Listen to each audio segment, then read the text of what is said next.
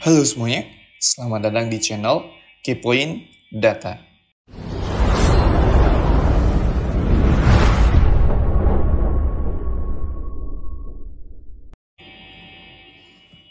Oke, sekarang kita akan belajar lebih lanjut terkait PyTorch dengan contoh menggunakan deep learning linear model. Tapi ini simple aja ya, enggak yang sampai sedetail itu. Kita pemanasan aja guys. Jadi yang pertama, modul apa yang kita gunakan, yaitu kita menggunakan Torch. Lalu kita pakai modul NN, di mana NN ini adalah Neural Network. Kemudian kita menggunakan Matplotlib untuk melihat model kita ya. Terus kalau dari code rumusnya, di mana gradient descent itu adalah width dikali X ditambah bias. X ini ada data, terus width-nya itu kayak bobotnya, terus bias-nya. Jadi untuk melakukan prediksi menggunakan neural network, itu kita pakai metode bobot dan bias. Oke, sekarang kita akan melakukan contoh di mana kita tentukan yaitu width-nya ada 0,7, kemudian bias-nya 0,3. Kemudian kita akan mengubah membuat sebuah data di mana X-nya itu adalah 0 sampai 1 dengan step-nya adalah 0,02. Lalu kita unsqueeze menjadi dimensi 1 ya. Jadi datanya itu akan diubah menjadi satu dimensi. Kemudian Y-nya yaitu adalah proses predict, yaitu width dikali X ditambah bias. Jadi kita menggunakan data yang udah kita unsqueeze. Kemudian kita mau cek datanya itu seperti apa ya. Di sini kita bisa lihat minimum maksimumnya. Kita melihat data X dan juga Y berdasarkan indeks. Oke, seperti ini ya datanya. Nice. Jadi ya kenapa kok 0,02? Karena stepnya itu 0,02. Kayak gitu. Oke, kita udah dapat X-nya dan juga Y-nya seperti ini setelah kita calculate menggunakan rumus gradient descent. Selanjutnya Selanjutnya kita akan melakukan training dan juga kita akan melakukan split data, di mana splitnya itu kita akan membagi data yang akan kita training atau prediktor dengan data tesnya. Jadi di sini tuh kita split menjadi 80% data, kemudian kita split Y-nya itu menjadi 20% data ya. Jadi ini adalah data train dan juga data test. Jadi kita akan melakukan prediksi di data train, lalu kita akan testing ke data test. Kayak gitu. Kita lihat jumlahnya, ternyata ada 40, 40, 10, 10. Untuk data test 10, data train 40. Nice. Selanjutnya kita akan mencoba melakukan prediksi. Bukan prediksi sih. Kita masih hanya menampilkan data train dan juga data test ya. Jadi kita buat function plot prediction, di mana isinya sebagai berikut. Kita pakai aja untuk scatter, kemudian kita pilih data train dan juga data test. Nanti kita kasih warna jadi blue dan juga green. Terus kita buat kondisi jika prediction itu tidak ada, maka kita tampilkan data test kayak gitu. Jadi kita belum memasukkan data prediction ya, kayak gitu. Terus kita coba tampilkan. Nice, ternyata data train dan data test itu seperti ini ya. Jadi ini adalah 80%-nya data train dan ini adalah 20%-nya data test. Selanjutnya kita akan melakukan model with manual parameters. Jadi kita akan menggunakan modul namanya NN modul. Jadi itu neural network linear. Nah, untuk pakainya kita buat sebuah kelas di sini. Kemudian kita buat definisi. Definisinya nih kita pakai super karena kita menggunakan kelas namanya NN modul ya, neural network modul. Kita nggak bikin scratch, kita pakai aja modul yang ada. Lalu kita di sini tentukan width-nya, di mana width-nya itu NN parameter. Terus kita random dengan satu, terus tipe datanya adalah float. Terus apakah pakai required gradient? Ya, jadi kita menggunakan ini ya. Dimana tujuannya adalah can upgrade this with upgrade gradient descent. Jadi Tujuannya itu agar bisa mengupgrade dari proses gradient descent-nya. Oke. Nah, gradient descent itu apa sebenarnya? Kita bisa relate di sini ya. Jadi kita tuh akan melakukan proses gradient descent, di mana kita akan mengoptimalkan model kita berdasarkan proses iterasinya. Jadi iterasinya itu nanti dicari sebanyak mungkin sesuai yang kita tentukan, lalu kita akan update itu agar lebih optimal, kayak gitu. Makanya kita menggunakan required grade. Kemudian kita bias juga kita lakukan yang sama ya. Jadi ingat kita mencari weights dan juga bias.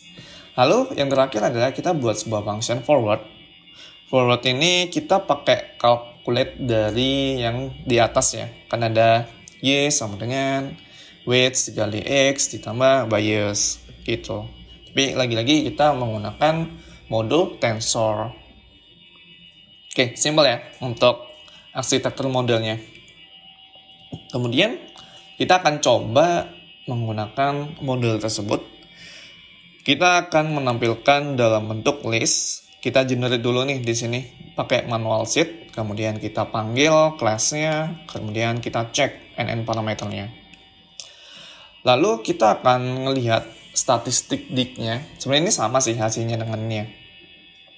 Ini itu weights, ini bias. Untuk make sure-nya kita pakai ini aja, state dig. Jadi weights-nya adalah sekian, bias-nya sekian.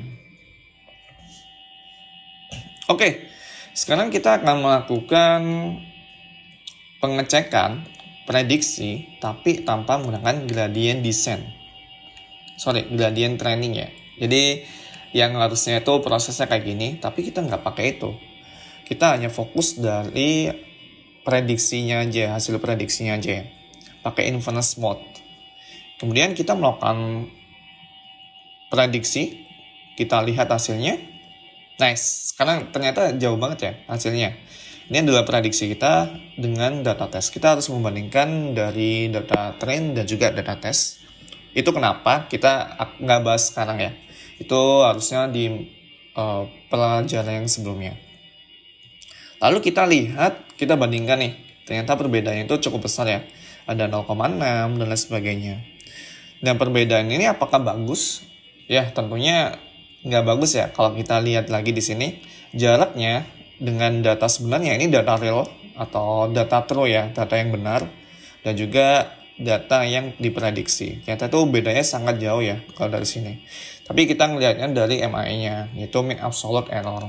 Nanti kapan-kapan kita akan dalamin beberapa matrix yang ada di machine learning. Jadi teman-teman bisa bayang tuh beda-bedanya itu seperti apa. Tapi kita lagi-lagi hanya lihat cara bikin arsitekturnya aja. Kemudian sekarang kita kan tadi kan membuild loss function-nya. Loss function itu dari optimasi bla bla. Terus kita coba menggunakan variasi optimasi. Optimasi ini seperti apa? Jadi kalau misalnya proses gradient descent ini, itu kan harusnya dioptimasi ya. Nah, tapi tadi itu kan belum dioptimasi. Kayak cuman cari loss function-nya, yaudah. Nah, sekarang kita menggunakan namanya SGD guys. Nah, SGD itu seperti apa? SGD itu jalannya tuh membantu proses ketika melakukan optimasi itu. Bisa aja kayak misal nih, ini jalan tuh warga 4. Ternyata dia nggak gerak-gerak tuh. Akhirnya dibantulah oleh SGD kayak dia dilempar di momentum atau dia itu distabilin aja biar optim gitu ketika dia proses iterasinya. Oke, sekarang caranya gimana? Caranya kita menggunakan nn.l1 loss ini MAE ya. Terus optimasinya kita pakai SGD. Ya, SGD ya. Terus dengan learning rate-nya adalah 0,01. Ya gitu. Semakin kecil learning rate-nya berarti ketika dia melakukan iterasi itu semakin cepat ya. Dan juga apakah itu bagus semakin kecil? Belum tentu. Kita harus sanity check aja. Kita cek terus aja kira-kira bagus nggak kalau semakin kecil kayak gitu. Oke, cara kerjanya gradient descent itu seperti ini. Kalau misalnya gradient descent itu dia nggak ada momentumnya. Jadi dia ya udah lurus saja. Sedangkan gradien yang bagus itu polanya seperti ini ya. Dia ke bawah, dan kayak gini. Itu yang bagus ya, karena dia tuh lebih ke kayak ada mangkuk gitu. Itu bentuk gradien yang bagus. Jadi kalau misalnya kayak gini itu jelek ya. Terus kalau mini batch ini udah mulai oke ya. Dia bisa memfluktuatif. Jadi modelnya itu belajarnya agak kompleks. Tapi kalau yang SGD dia itu fluktuatifnya lebih bagus ya. Jadi dia tuh udah bisa melakukan kompleksitas kompresi kayak naik turun bla bla. Ini biasanya terjadi karena dia tuh punya suatu momentum. Jadi momentumnya itu berapa bisa diatur. Oke. Sekarang yang terakhir kita coba melakukan training. Itu torch, manual, sheet, bla bla. Terus kita setting epoch. Epoch ini apa? Epoch adalah proses yang ini itu dilakukan berapa kali. Gitu. Jadi kita lakukan 50 kali ya. Kemudian kita akan menyimpan loss values-nya di trainnya sendiri, tesnya sendiri, kemudian kita akan hitung epoch-nya. Kita lakukan looping, di mana for epoch in range epoch. Kita lakukan pengulangan sesuai jumlah epoch yang kita tentukan, yaitu 50. Kemudian kita akan melakukan training menggunakan model yang udah kita buat. Kita lakukan melakukan forward pada data train, kemudian kita calculate loss-nya. Untuk detailnya ini kita nggak sekarang ya, tapi next time kita akan coba bedah isi loss FN ini seperti apa, isinya forward seperti apa. Terus kita zero grade optim. Jadi tuh kalau setiap proses iterasi, kita tuh harus mereset menggunakan zero grade. Nah, tujuannya mereset apa? Biar ketika iterasi berulang, itu benar-benar mulai dari zero. Habis itu kita melakukan loss backward. Jadi habis melakukan loss function forward, kita balik lagi tuh modelnya untuk melakukan upgrading menggunakan loss up backward. Kemudian kita optimasi, lalu kita melihat evaluasi modelnya. Lalu kita menggunakan prediksi without data train. Kayak gitu. Jadi kita pakai inverse model. Kemudian kita di tes modelnya, tes prediknya itu menggunakan data test ya. Kita forward juga, kita dapatkan loss FN-nya pada data test. Kemudian kita buat kondisi nih. Jika epoch modulus 10 sama dengan 0, yaitu apa artinya? Dimana setiap 10 epoch itu yang ditampilkan. Kayak gitu. Jadi kita udah melakukan data trend, kemudian kita saling cek dengan data test. Kayak gitu.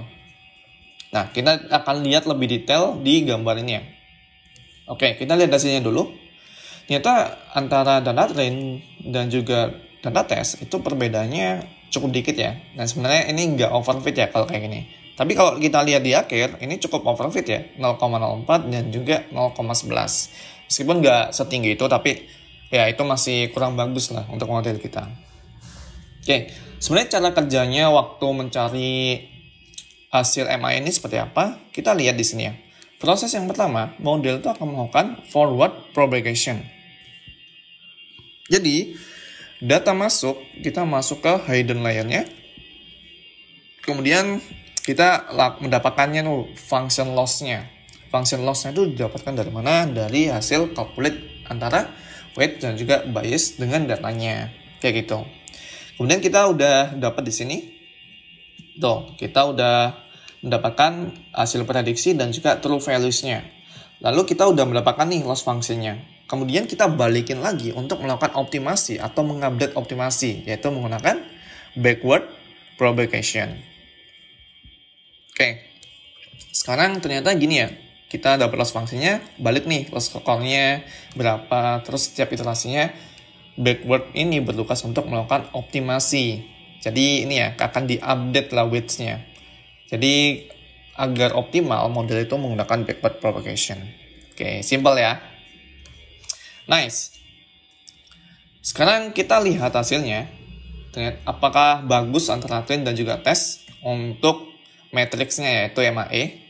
Oke, ternyata di sini sih nggak terlalu ada perbedaan yang jauh ya. Tapi apakah dikatakan overfit? Ya mungkin ini cukup nggak terlalu bagus dan nggak terlalu jelek ya. Jadi kita bilang belum overfit untuk ini. Kita lihat hasilnya. Oke, kita coba evaluasi hasil prediksinya. Hasil prediksinya itu seperti ini. Kita lihat hasil akhirnya. Oke, cukup bagus ya. Jadi yang awalnya itu dia di sini. Sekarang modelnya itu hasil prediksinya di dekat sini ya. Dan lebih rendah lah kalau kita bandingkan dengan yang tadi. Kayak gitu guys. Dan so far udah so good lah. Nah tapi model ini tuh nggak terlalu bagus ya. Kita coba pakai metode yang lain. Yaitu metode dengan automate parameter. Oke. Nah, jadi kita membuat sebuah directory dulu, kita simpen pakai mkdir, kemudian kita simpen model yang tadi itu, save aja, dan lain sebagainya. Oke, ini code untuk save model ya. Lalu kita melakukan linear regression dengan load model yang sebelumnya. Oke, nah ini data kita yang tadi ya. Kemudian kita akan melakukan inverse, ini yang tadi lah ya, sama aja. Kita akan make sure apakah ypred sama dengan load model pred. Jadi kita make sure dari apa yang kita save terlebih yang kemarin tuh sebelumnya, Kemudian kita lakukan prediksi lagi. Ini sama ya, cuman kita melakukan apa nih? Kita melakukan in feature itu 1. Jadi kayak inputnya itu 1 dan juga outputnya itu 1 kayak gitu. Kita bikin kayak layer gitu. Untuk lebih detailnya lagi-lagi kita nggak sekarang. Terus define the forward computation. Ini kayak tadi lah ya. Kita pakai linear layer untuk komputasinya. Oke. Ternyata kita udah dapet nih arsitektur modelnya seperti ini. Itu pakai linear, terus in feature-nya 1, out feature-nya 1, dan kita menggunakan bias. Kemudian hasilnya itu weights-nya itu sekian, bias-nya sekian. Oke. Kita langsung aja kita lakukan prediksi ya kayak tadi lah ya. Kita skip aja. Oke, kita dapatkan ternyata ini cukup bagus ya. Karena perbandingannya itu MI-nya cukup sama. Tapi kalau misalnya lebih rendah, jadi semakin rendah MI itu semakin bagus ya. Bahwa errornya itu nggak sejauh itu antara prediksi dengan nilai sebenarnya. Kemudian kita lihat hasilnya. Ini nggak usah kita jelaskan ya. Udah jadi. Oke, ini tambah jelek ya hasilnya ya. Nggak terlalu bagus setelah kita update dengan automate parameter. Jadi kita kan tadi setting tuh dari optimasinya dan lain sebagainya. Tapi ini kan kita pakai ya udah otomasi aja. Ternyata itu jelek nih hasilnya. Kayak gitu. Oke, gitu aja guys untuk pertemuan hari ini. Kita udah belajar tentang penggunaan methods di model neural network tapi secara sederhana aja. Next time kita akan coba scratch gimana scratch modelnya, dalamnya, dan juga rumus-rumusnya. Oke, ini aja video kali ini. Stay tune untuk nonton terus video-video selanjutnya. Thank you semuanya.